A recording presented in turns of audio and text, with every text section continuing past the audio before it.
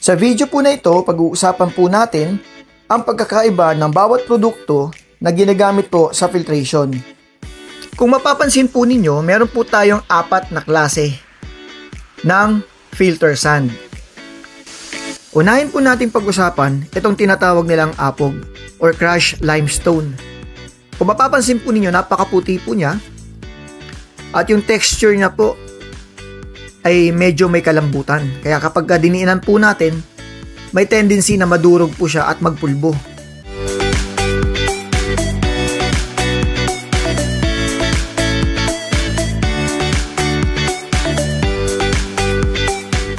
Ngayon, ang sunod naman natin pag-usapan, ito pong tinatawag nilang bistay or vibor sand or mas kilala bilang M-sand or manufactured sand.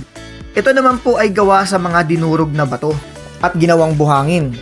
Kung mapapansin po ninyo, ang texture niya medyo may kaitiman. Okay? At ito rin po ay medyo malambot.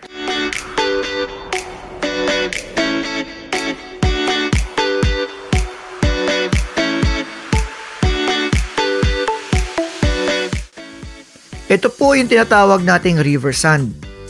Isang klaseng silica sand din po siya, pero mababa lang po yung silica content niya. Kaya kung mapapansin po natin, yung kulay niya ay may pagka-brown at pagka-dilaw.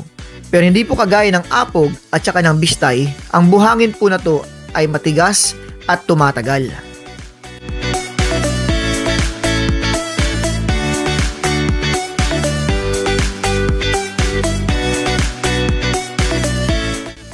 At ito naman po ang aming produkto, number 20 grade pure quartz filter sand na umaabot hanggang 98% ang silica content.